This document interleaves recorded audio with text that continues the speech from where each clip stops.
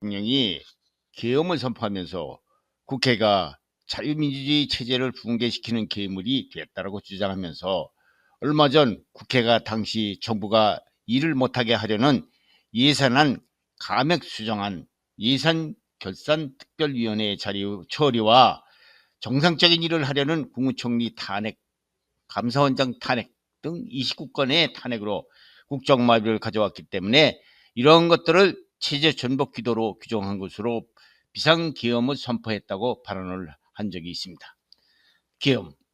계엄은 전시 사변 등 국가 비상사태에 대통령 등 국가원수 또는 행정수반이 군대를 민간 및 사법에 투입하는 조치라고 할 수 있습니다. 계엄을 선포하는 행정명령을 계엄령이라고 하며 계엄을 해제하는 것을 해엄 또는 계엄해제라고 부릅니다. 더 압축된 말로 표현한다면 계엄은 전쟁, 사변 혹은 이에 준하는 비상사태가 발생한 때에 일선경찰 등 평시의 공권력만으로는 통제할 수 없는 극심한 혼란, 소요 및 일탈 행위가 발생할 수도 있고 전국을 안정시키기 위한 최후의 수단으로 군대를 배치할 수 있다고 되어 있습니다. 이를 계엄이라고 부릅니다. 대한민국 헌법 제77조 2항의 6항에는 첫째, 대통령은 전시사변 또는 이에 준하는 국가 비상사태에 있어서 병력으로서 군사상의 필요에 응하거나 공공의 안정질서를 유지할 필요가 있을 때에는 법률이 정하는 바에 의하여 계엄을 선포할 수 있다. 두 번째, 계엄은 비상계엄과 경비계엄으로 한다고 되어 있습니다. 역사적으로 보면 대한민국에서는 제주 4.3 사건, 6.25 사변 같은 비상상황이거나 대통령이 암살된 11.6 사건 같은 때에 발송되었었죠.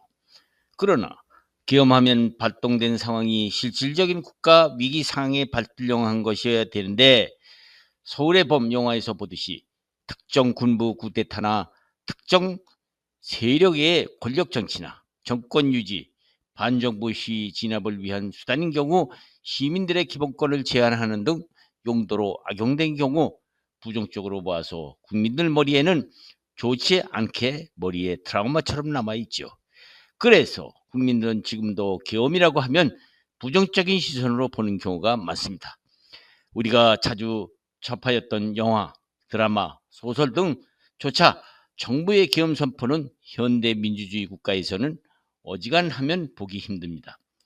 계엄은 꼭 군부 쿠데타만 계엄을 선포되는 것이 아니라 이번 사태로 보아서 계엄령 발동권을 가진 대통령이 발할 수 있는 계엄령이기 때문에 국내 정치권이 이번 사태 모양으로 국내 정치 문화에 영향을 줄 정도로 여야 간의 극약 처방인 탄핵이나 예산권 남발 등 극단적인 정책으로서 이번 모양으로 계엄이라는 도구가 등장하게 된 것이게 등장해서는 안 되겠죠.